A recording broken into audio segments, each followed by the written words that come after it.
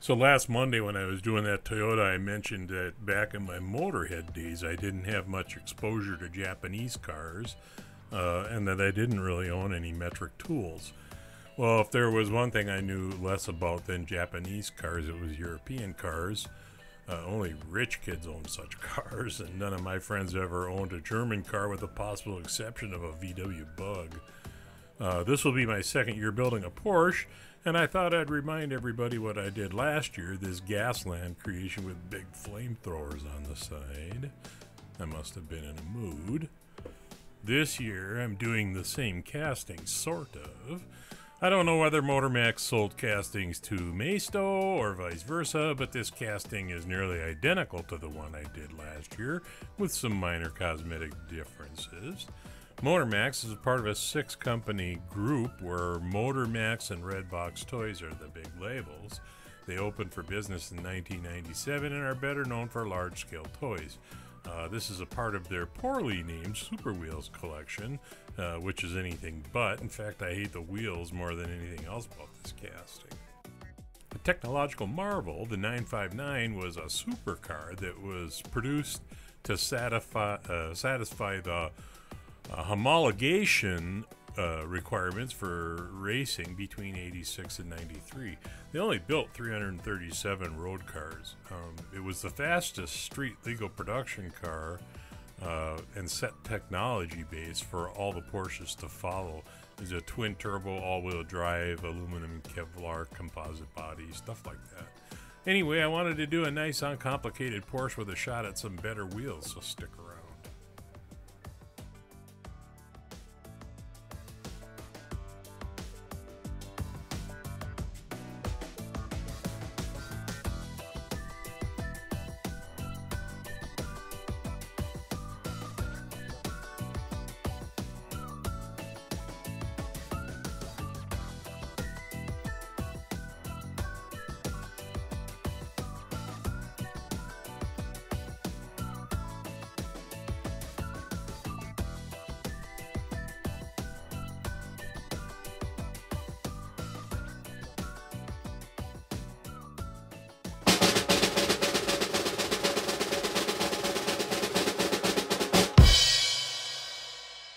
When I make wheels in Tinkercad, I try to include a few things that I hope will help me paint them better and easier. First, I generally include a groove around the rim to provide something of like a paint dam. Any openings I make in the wheel itself, I make them really deep. I try to have flat areas that will hold paint well, and of course a center that is pretty easily delineated, so I can just drop a little paint in there. I called these particular wheels run flats, and they are free for download on my Thingiverse page. There's a link in the description of this video.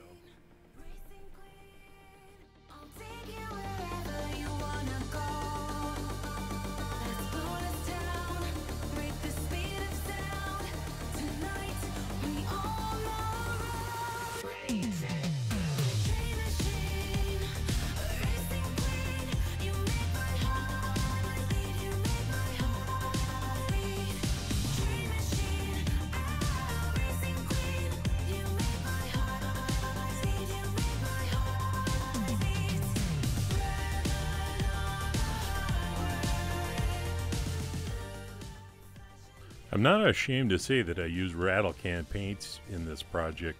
This is TS14 gloss, and I use it because it just cures so much faster than the stuff out of the airbrush, even when I bake it.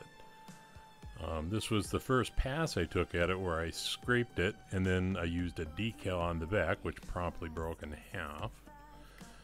Fortunately for me, I got the whole thing back together not too badly. I can't even tell you why I repainted it, but I did. And the second time around I used TS6 matte, and I taped off the headlights and the back, and that was such a better process. But worst thing happened, I touched it, and it got a nick, which matte paint does really well. I'm not going to bore you with all the times that I painted it after that, because there were actually 2 more times. And I did wind up with Tamiya TS14.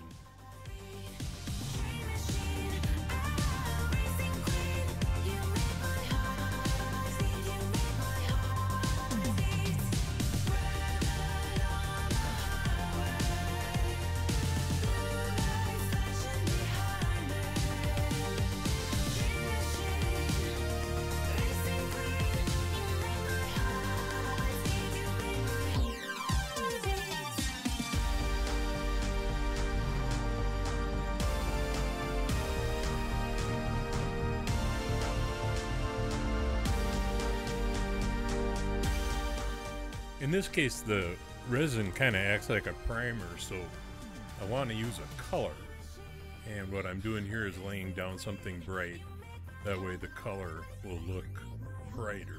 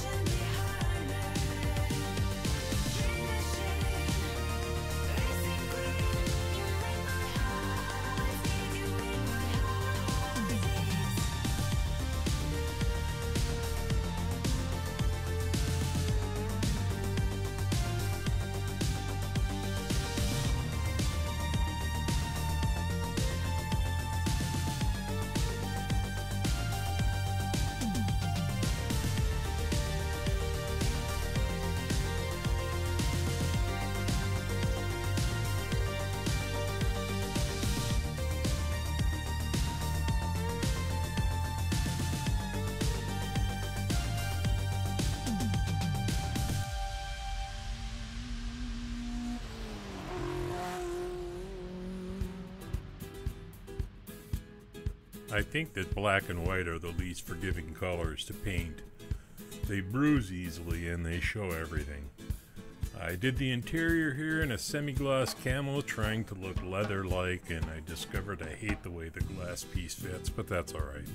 I probably got the stance a little wide, but I like it. It's kind of aggressive, and I think it fits well with the lines of the casting. I'm not going to be paying this toy forward for the same reason I didn't last year. I'm just not going to take something apart like this and then give it to a child to play with. I don't think that's the best option for me. To that end, I found this Majorette Porsche set, and it will be going to Toys for Tots this Christmas because I really like Marines. I hope you like my Porsche. Please check out everyone else's projects if you haven't already. And also, click like and subscribe.